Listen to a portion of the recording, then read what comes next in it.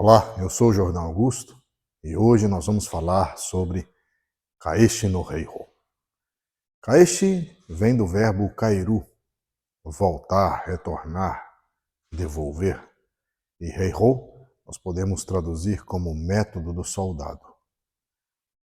Hoje nós vamos estudar algumas técnicas relacionadas ao Batojutsu. Se nós pensarmos dentro da antropologia social, não é diferente de um policial dos dias de hoje, onde ele deve proteger a sua arma e, em nenhuma circunstância, perdê-la. O mesmo nós estamos falando aqui.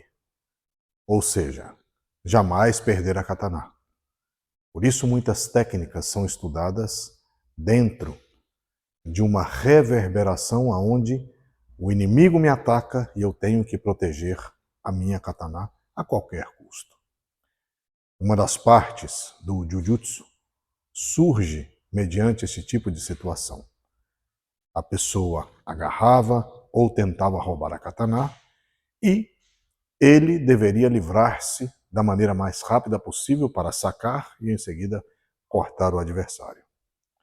No entanto, quando nós transladamos isso ao mundo do Batojutsu, nós vamos ver que as principais características de proteção incluem o corte, em primeira instância, a defesa, a movimentação, os ângulos específicos, os eixos considerados eixos de condições e por aí seguimos.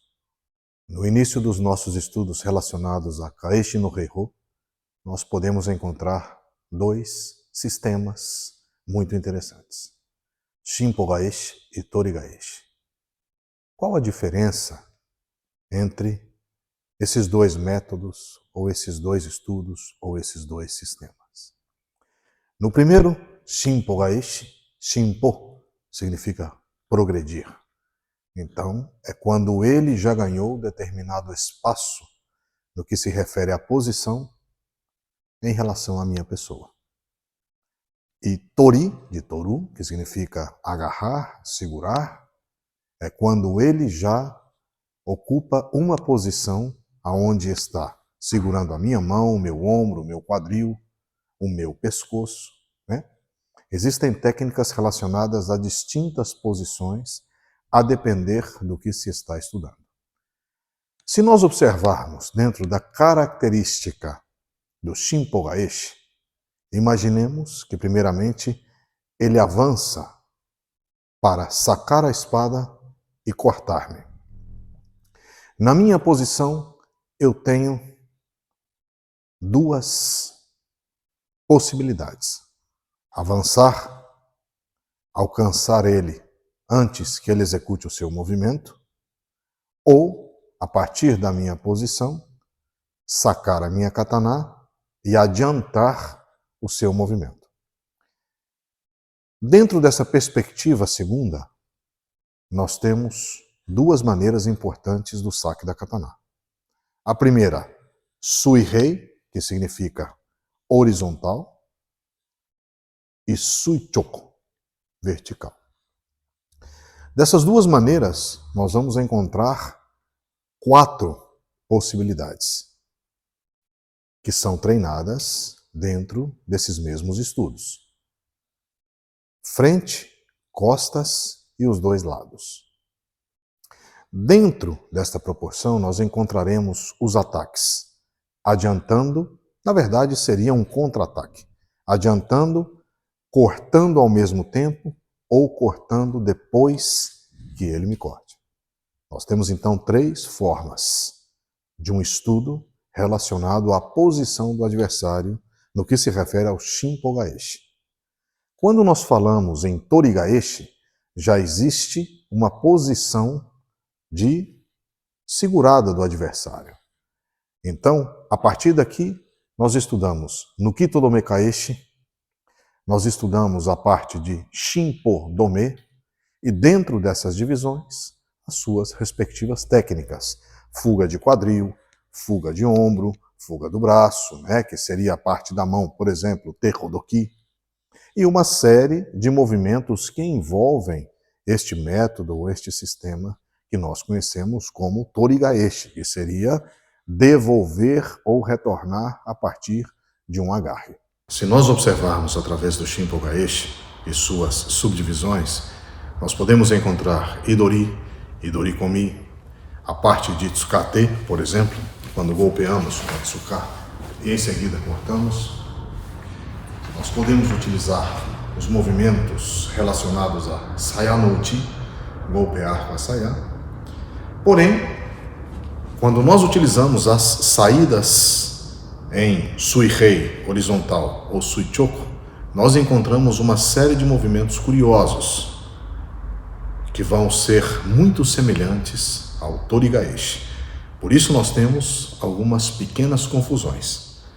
Por exemplo, quando uma pessoa realiza um movimento de Kiri-oroshi e eu avanço pela parte de dentro e hago um movimento cortando a entrepernas da pessoa, pode ser um movimento muito parecido com quando a pessoa está segurando o meu braço e eu tenho que cortar a axila dessa pessoa. As variações estarão na altura, porém, a técnica de corte vai ser muito parecida. Qual a diferença? Em uma, o corte vai ser nesta altura e o outro, o corte vai ser mais ou menos nesta altura. Outra diferença característica é o uso do hara. No primeiro movimento, como eu tenho que alterar a altura, a contração do hara vai ser em 2 pontos, para oferecer o equilíbrio necessário para a perna. Como o outro movimento eu estou de pé, a contração será apenas na parte baixa do hara. Outro ponto muito interessante é o que os braços e os ombros nunca devem estar contraídos, a não ser em um movimento de impacto, a não ser quando eu tenho que resistir quando alguém, por exemplo, me agarra.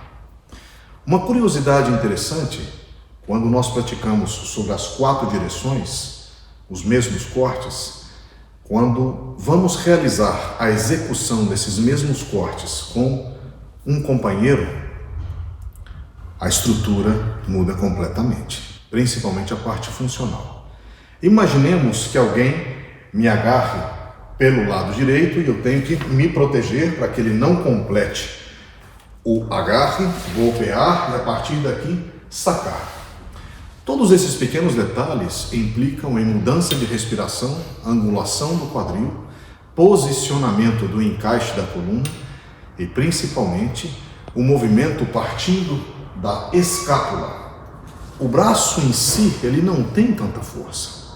Porém, se o movimento surge a partir da escápula, junto com todo o corpo, nós temos um impacto de todo o nosso corpo. Da mesma forma, quando os movimentos não possuem um espaço e eu preciso, em Suichoku, cortar o adversário a partir desta posição, o meu corpo ele tem que funcionar como uma alavanca, para que o movimento tenha a sua precisão e a sua eficácia dentro daquilo que eu espero. E assim, sucessivamente, em cada movimento, seja ele frontal, costal ou lateral. Se nós analisarmos isso de uma maneira um pouco mais representativa, aonde o adversário me agarraria pela parte de trás, e nós temos aqui 2 fatores importantes. Evitar que ele feche as mãos, ou mesmo depois que ele tenha as mãos fechadas, executar o movimento. Nós estudamos das 2 formas, né? O Shiro Hagai.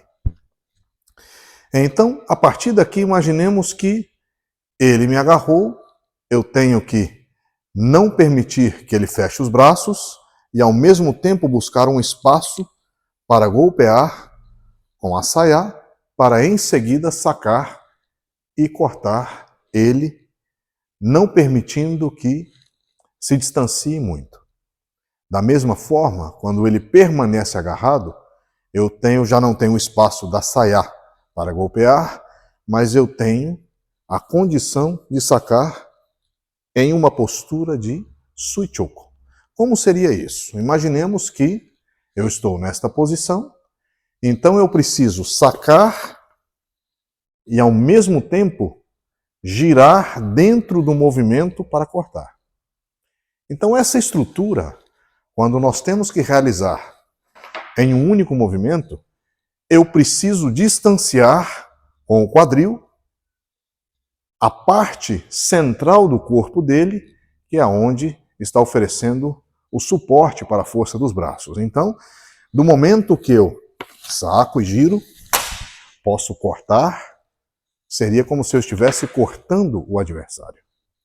Então, todos esses movimentos, eles possuem uma cadência sistemática de formas até que cheguemos ao corte final. Essas foram apenas algumas considerações iniciais para que você possa entender que dentro dos métodos existem suas subdivisões e tantos outros métodos. Cada eles com os seus temas específicos, com sua respiração específica, forma de quadril, ombro. Eu te vejo na próxima aula.